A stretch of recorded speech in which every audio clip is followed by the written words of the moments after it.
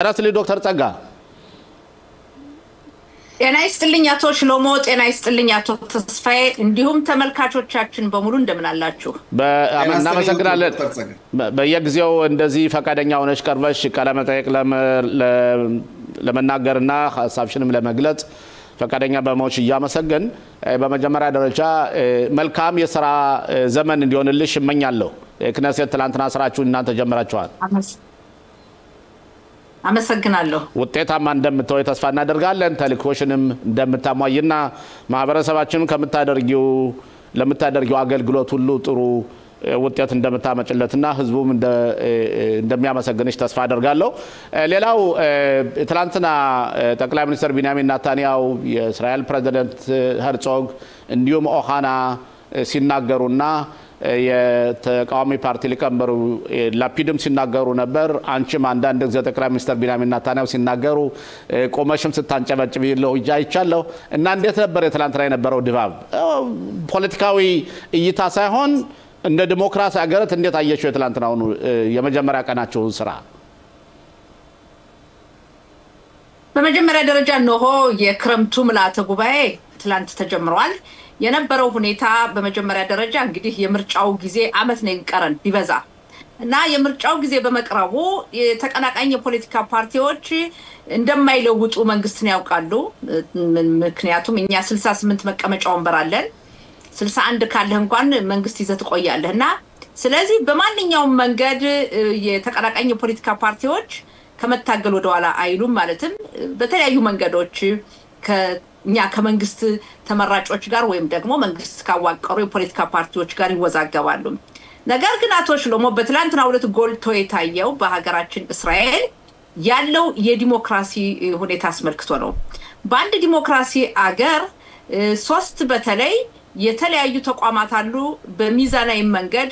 ዲሞክራሲው እንዲጠበቅ ይሄም አንደኛው ክነሴት ነው የህዝብ ተመራጮች ሁለተኛው መንግስት ነው ሶስተኛው ደግሞ ፍርድ ቤቶች ናቸው የፍርድ ቤት ከፍተኛ ፍርድ ቤት ዳኞች ወይም ዳኞች ተመራጭ አይደሉም ህዝብ አልመረጣቸው በሙያቸው የተሾሙ ናቸው ነገር ግን በአሁኑ ሰዓት በትላንትናው ዕለት በይፋ የታየው በአሁኑ ሰዓት የከፍተኛው ፍርድ ቤት ፕሬዝዳንት ዳኛ ናቸው የከፍተኛው ፍርድ ቤት ዳኛ ናቸው ኢስሐቅ አሚት ራሳቸው የፕሬዝዳንት ተብለው የተሾሙ ራሳቸው ነው የሾሙ በህጉና በደንቡ መሰረት ፕሬዝዳንት ተብለው የከፍተኛው ፍርድ ቤት አልተመረጡም ምክንያቱም ዶክተር ጸጋ ያልተመረጡበት አቤት ቆይ ያልተመረጡበት ምክንያት ልንገር ኮሚቴ ያለ የሚመርጠው ያን ኮሚቴ የሚያዋቅረውና በኮሚቴው መጀመሪያ በሊቀመንበርነት የሚቀመጡት የህግና ፍትህ ሚኒስትሩ ናቸው የህግና ፍትህ ሚኒስትራችን ያሪቭ ሌቪን ናቸው ምክትል ጠቅላይ ሚኒስትር ናቸው ስለዚህ ጠቅላይ ሚኒስትሩ በመንግስትነት ሲሆኑ በክነሴቱ በኩል ደግሞ የተመራጩ የህግና ፍትህ ሚኒስትሩ ያሪቭ ሌቪን ህጋዊ የሆነ ኮሚቴ ተቋቁሞ እነን ዳኛ ወይም ሌሎች የሚወዳደሩ ካሉ ብዙ አመት በስልጣን የቆዩ ዳኞች ነው የሚሾሙ መምረጥ አለባቸው ይህ ሂደት አልተካሄደም አንደኛ ሁለተኛ የከፍተኛ ፍርድ ቤት ዳኞች ህዝብ አልመረጣቸውም ግን ህዝብ የመረጠውን የክነሴት ተመራጭን ህግ መሰረታዊ ህጎችን ወይም ሁከይ የሶድ የምንላቸውን ሳይቀሩ ይሰርዛሉ የፍርድ ቤት ዳኞች የሚሰርዙ ከሆነ ክነሴት የደነገገውን ህግ ክነሴት ያስፈልግም ማለት ነው ክነሴት ካላስፈለገ ደግሞ እነዚህ ህዝብ ያስመረጣቸው 12 ዳኞች ፈላጭ ቆራጭ ነው ለዲሞክራሲያችን አደገኛ ነው ዶክተር ጸጋ እኔ እንደመስለኝ ከሆነ ጠቅላይ ሚኒስትር ቢንያሚን ኔታንያሁ ትላንትና ባደረጉት ንግግር ኢስሐቅ አሚት የፍርድ ቤቱ ፕሬዝዳንት በሆናቸው ይሄ የታወቀ ነው በተግባር እየታየ ነው ይያሉ ነው እኔም ጠቅላይ ሚኒስትር መሆኔ እየታወቀ ነው እኔም ጠቅላይ ሚኒስትር ነኝ ክነስት አባላቶችም ክነስት አባላት ይሄ ኡፍዳ ማለት ይሄ በተግባር የሚታይ ነገር ነው እና ጠቅላይ ሚኒስትሩ ኢስሐቅ አሚት ፕሬዝዳንት ናቸው ተብለው የተሰየሙ አመራረጣቸው ትክክል አይደለም ማለቱ እሳቸው የተመረጡት በፊተኛው በነበረው የፕሬዝዳንት አመራረጥ ስልትና መንገድ ነው እናንተ ለመቀየር ሞክራችሁ ነው እናንተ ለመቀየር ሞክራችሁ አልተሳካላችሁም ያሪቭ ቆይ ዶክተር ጸጋ እኔ ትክክለኛ ነገሮችን ተመልካቾቻችን ቢያንስ ፋክቱር ማስቀመጥ አለበት የተመረጠው ያሪቭ ሌቪን እሱ እንደ ፍትህ ሚኒስተር ኮሚቴውን ማሰባሰብ አለበት ሶስት የኮሚቴው አባላት ሶስት የከፍተኛ ፍርድ ቤት ዳኛ ሁለት የክነሴት አባላት ከዛ ደግሞ ሁለት የጠበቃ ተወካዮች በአጠቃላይና ሁለት ሚኒስትሮች በአጠቃላይ 9 ማለት ነው 9ኙን ኮሚቴ ማሰባሰብ ሲገባው እኔ አሻፈረኝ አልሰበስብም ብሎ ብዙ ጊዜ ከቆየ በኋላ መጨረሻ ላይ በአገሪቱ ህግና ደንብ መሰረት ሚኒስትሩ ካልሰበሰበ እነዚህ የኮሚቴ አባላት ተሰብስበው የመምረጥ መብት አላቸው በዛ ነው ሰው የተመረጡ እንጂ ብድግ ብለው ተነስተው የፕሬዝዳንት ሉን ብለው አይደለም የራሳቸውን የሾሙ እሩ ላስረዳው እንግዲህ በመጀመሪያ ደረጃ እኔ ያስረዳውት ነገር ትክክል ካልሆነ ደግሞ ልታረም ትችላለች ችግር የለውም አዎ ጠቅላይ ሚኒስትር ቢንያሚን ኔታንያሁ የመንግስት ተወካይ ናቸው የመንግስቱ ዋናው ጠቅላይ ሚኒስትሩ ናቸው 3 አካል አለ ብለናል የክነሴቱ መሪው ተጠሪው ዋናው አሚር ኦሃና ናቸው አፈጉባኤው ናቸው ይሄ ነው አፈጉባኤውና የመንግስቱ አካል አንድ አይደለም ወይም ደግሞ የፍርድ ቤቱ አንድ አይደለም 3ቱ አካላት ሚዛን መምታት አለባቸው የከፍተኛ ፍርድ ቤት ሁኔታ በእስራኤል በኩል ድጋፍ ካጡ ብዙ አመት ተቆጥሯል ምክንያቱም በዳኝነት የሚያሉ የችሎት ሁኔታን ስንመለከት የአንድ ቤተሰብ ናቸው መለወጥ አለበት የፍርድ ችሎታቸውን በተመለከተ የእስራኤል ህዝብ የሚደግፈው አይደለም ምሳሌ ብሰጥ በአዛ ቀበሌ ሰርገው ገብተው ወገኖቻችን የጠለፉ የገደሉ ያረዱ የተያዙት ሽብር ፈጣሪዎች በእስራኤል እስር ቤት የሚገኙት ፍራፍሬ ለምን አይቀበሉም ወይም ለምን አትክልት አይቀበሉም ብሎ በሚቀርበው ችሎት ላይ ሁሉ ውይይት የሚያደርግ ከፍተኛ ፍርድ ዳኛ ነው እና ይሄ ከፍተኛ የሆነ ውዝግብ አለ በዜጋው በኩል ነገር ግን አሁን አንተ ወዳልከው ስንመጣ አንተ እንዳልከው በህጋዊ መንገድ ኮሚቴ አለ ኮሚቴው የተውጣጣ ነው ከከፍተኛ ፍርድ ቤት በተመራጭ ዳኞች ከመንግስት ሚኒስትሮች ከዛም ከህግ ጠበቃ ማህበር ተወካዮች የተውጣጣለ ያንን ኮሚቴ ግን የሚመሩት ማን ናቸው የህግና ፍትህ ሚኒስትሩ ናቸው ያለ ህግና ፍትህ ሚኒስትሩ የተካሄደው ትክክል ስነ ስርዓቱን ጠብቋል ማለት አንችልም አቶ ሽሎሞ ትክክለኛ ሂደት አይደለም ያሪቭ ሌቪን የህግና ፍትህ ሚኒስትሩ እሳቸው የሚመሩት ኮሚቴ ተቀምጦ ይስሐቅ አሚትን እስካልመረጠ ድረስ ሂደቱ ትክክል አይደለም ጠቅላይ ሚኒስትሩ ይስሐቅ አሚት የከፍተኛ ፍርድ ቤት ፕሬዝዳንት ነው ቢሉ እሳቸው ምን ጠቅላይ ሚኒስትር ነኝ ብለው ቢናገሩ በክነሴቱ በኩል በአሚር ኦሃና በኩል በእኛ በክነሴት አባላት በኩል ሂደቱ ትክክል ስላልነበረ ተቀባይነት የለውም ዶክተር ጸጋ ነገሩ እኮ እናንተ ህግ ቀይራችሁ ለመቀየር ሞክራችሁ ነበር የዳኞችን አመራረት በተመለከተ ታስታውሻለሽ ያ ህጋችሁ አልጸደቀላችሁምና የሚገዛው ህግ የመጀመሪያው ነው ስለዚህ ሰው እየተመርጧል የእስራኤል ሀገር ፕሬዝዳንት አልተመረጠም ዶክተር ጸጋ እኔ ሰዎች ስብሰባ ቀርበው ራሱ ያሪቭ ሌቪን አልመጣም እንጂ የፍትህ ሚኒስትሩ ሌሎቹ ኮሚቴዎች ተሰብስበው አጽድቀው እሳቸው ተመርጧል አውቶማቲካሊ ስለዚህ ፕሬዝዳንቱ የእስራኤል ሀገር ፕሬዝዳንት ሃይም ሄርዞግ ማለት ይቅርታ ይስሐቅ ሄርዞግ ሲቀበላቸው ጠቅላይ ሚኒስትር ቢንያሚን ኔታንያሁ ሲቀበላቸው ህዝበ እስራኤል ይስሐቅ አሚት ጠቅላይ ሚኒስትር ናቸው ሲሉ ይሄ የወረደና የመበቀል ጉዳይ አይደለም ዶክተር ጸጋ ይሄ አሁን የሚበጅ ነገር ነው አንቺ እንደከነሰታ ባስተበምታይበት ጊዜ የፖለቲካ አዝማሚያ እኛ እኮ ተመልከታቶች ነው ምርጫ ቢካሄደው እኮ በምርጫ ያሸነፈው የፖሊሲ ለውጥ ሊያመጣ ነው ኦኬ የህግ ተመርጠን ማን እንደነበረው ምን ቀጥል ከሆነ ምርጫ አስፈልግም ምርጫ በየጊዜው በእስራኤል መሄድ የለበትም አዝና ለምን አልቀየራችሁም ነው ጥያቄው እኮ ለምን አልቀየራችሁም አቶ ሽሎሞ ይቅርታ ምርጫ ተካሄደ በምርጫው አሸንፈናል በምርጫው ስላሸነፍነ ያሸነፈው አዲስ ፖሊሲ መመሪያ ማምጣት አለበት ማመጣ ከሆነ ምርጫ ማካሄድ ያስፈልገንም ለምርጫ መሄድ የለብንም የድሮ የሚቀጥል ከሆነ ለሚቀጥለው ደግሞ ምርጫ ሆኖ ሌላ መንግስት ሲዋቀር ያንም ሊቀጥል ነው ያደለም የዲሞክራሲ መንገዱ ምንድነው የተመረጠው አካል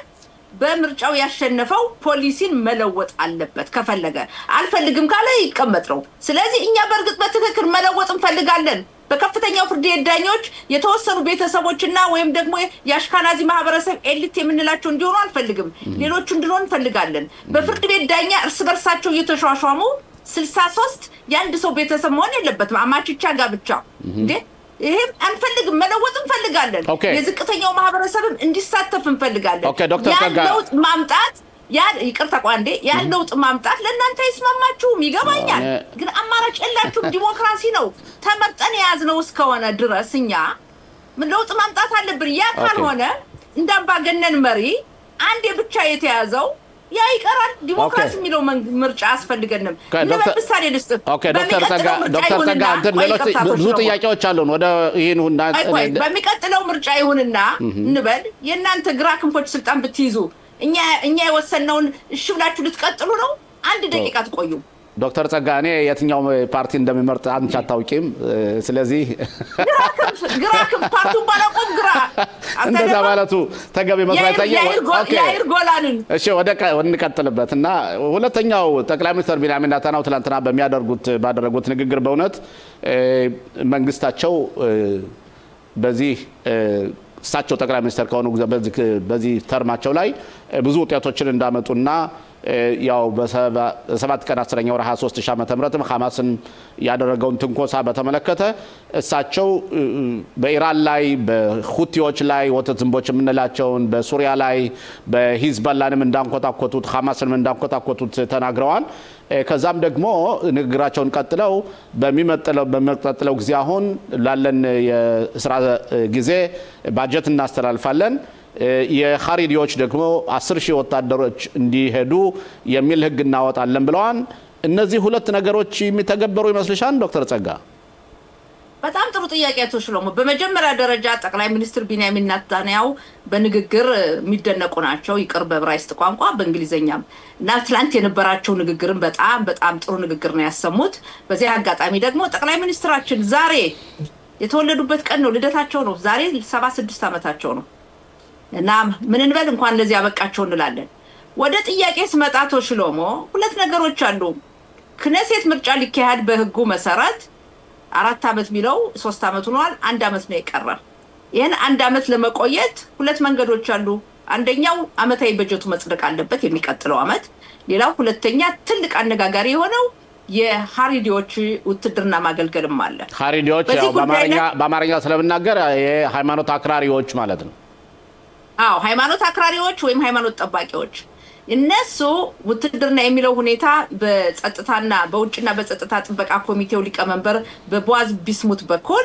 አሁን የቀረበው ሐሳብ አለ በቅርቡ ለድምጽ ይቀርባል እርግጠኛ ነኝ ይጸድቃል ለምን ይሄ ነገር በውይይት በንግግር ከነሱ ከኻሪዲዎች ጋር የሆነ ነው ሁለተኛው የበጀቱ ጉዳይ ይጸድቃል አቶ ሽሎሞ 1 አመት ነው የቀረው ይሆናል 3 አመት በሙሉ ሞክራችሁ ያላወረዳችሁን በ1 አመት በቀረው ታወርዱናላችሁ ብለ ተገምታለ طبعا እኔ አሁን የፖለቲካ ማንኛው አይወረድ ሳይሆን ከዚህ ደግሞ ኢታማር ቤንግቪር ትናንትና የራሱን ግሩፕ ሰብስቦ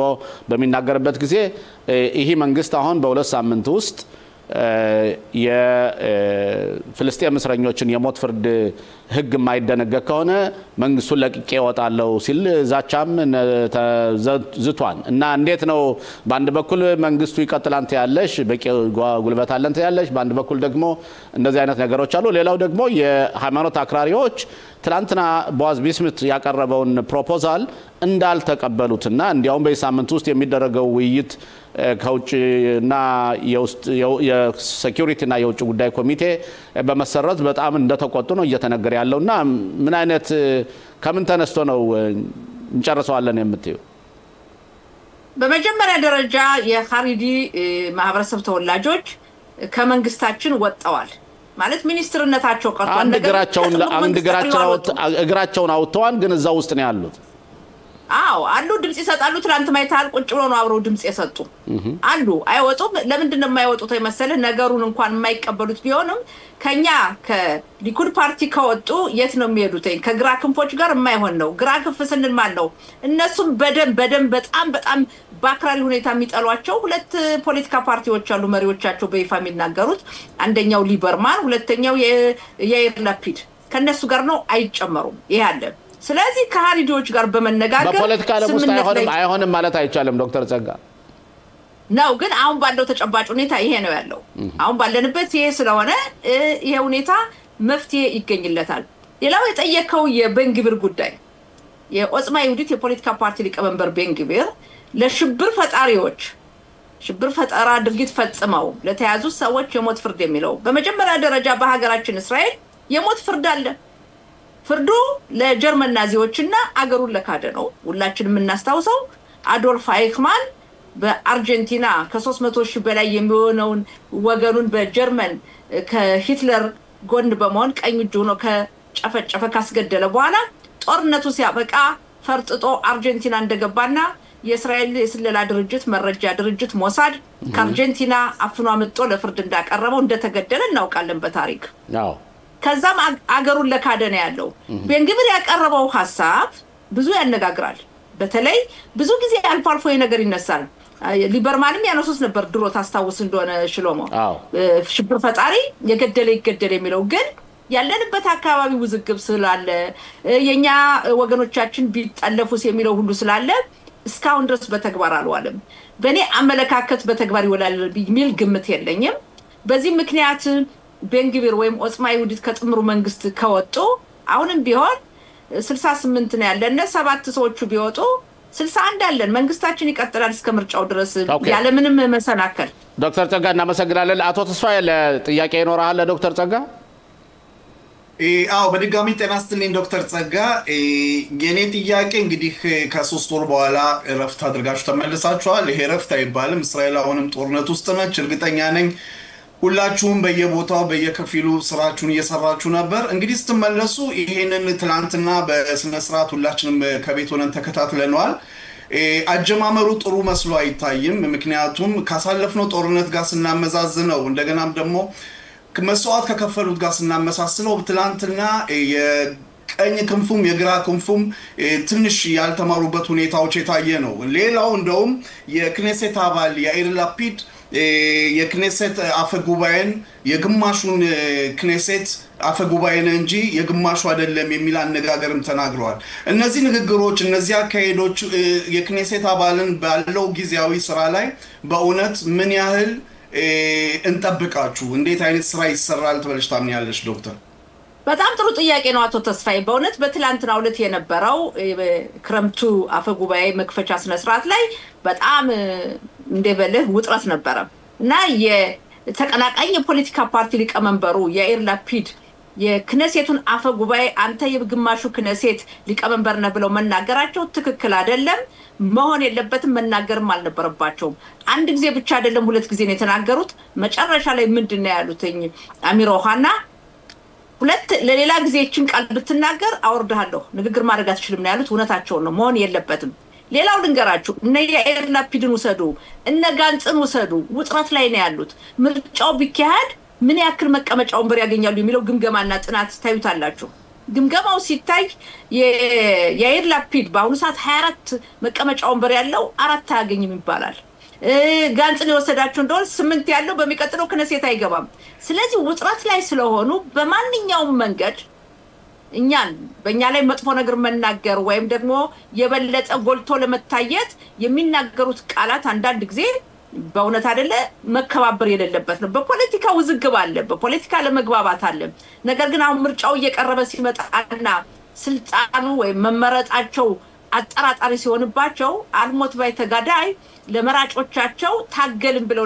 ለመታየት የሚያደርጉት ነው። በእውነት በአሁኑ ሰዓት ስነግራችሁ አቶ ሽሎሞ ይቅርታ እንዴ አሁን ባለው ሁኔታ ያሉት ተቀናቃኝ የፖለቲካ ፓርቲ ለኛ በጣም የሚመቹ ናቸው። ለምን ደካማዎች ናቸው። ዶክተር ጸጋ ተቀናቃኝ የፖለቲካ ፓርቲ አይደለም። ዶክተር ጸጋ አንድ በጣም ግማሽ 30 ሰከንድ ውስጥ እንትመለሽ ትላንትና ዱዲ አምሳለምና የሚራብ ኮይን መነጋገርስ ምንድነው? ሚራብ ቤናሪ ይቅርታ ሚራብ ቤናሪ ጋር እንደዚህ ብሎ የላፒድን ጫማ ልወልውይ ማለት ምን ማለት ነው? አጠር ባለው ሁኔታ በመጀመሪያ ደረጃ እንዲህ አይነት ነገሮች መነገር የለባቸውም በፓርላማ ደረጃ። ነገር ግን በዚህ ላይ ዱዲ አምሳለም ብቻ አይደሉም ሚራብ ቤናሪም በተለያዩ አጋጣሚ አንዳንድ ጊዜ እንደውም ነገሮችን ሳታዳምጥ የምትናገረው እና ብዙ ጊዜ ስትሰማ በማይጎላን ላይ የምትናገረው በሌሎቹ ላይ የምትናገረው ብትከታተል በጣም ያሳዝናል። ስለዚህ በእኔ በኩል እንዲህ አይነት ንግግር መነገር የለበትም። የሐሳብ ልዩነት ይኖራል፣ አለመግባባት ይኖራል። በእውነት በትክክል ማስቀመጥ ነው ያለ። ነገር ግን አሁን የምታየው በተለይ ምርጫው እየቀረበ ሲመጣ ገና ከዚህ የበለጠ ታያላችሁ። ከዚህ የበለጠ እናያለንና መሆን የለበትም በእኔ አመለካከት። ዶክተር ጸጋ እንደገና በጣም እናመሰግናለን። መልካም የሥራ ዘመን ይሁንላችሁ።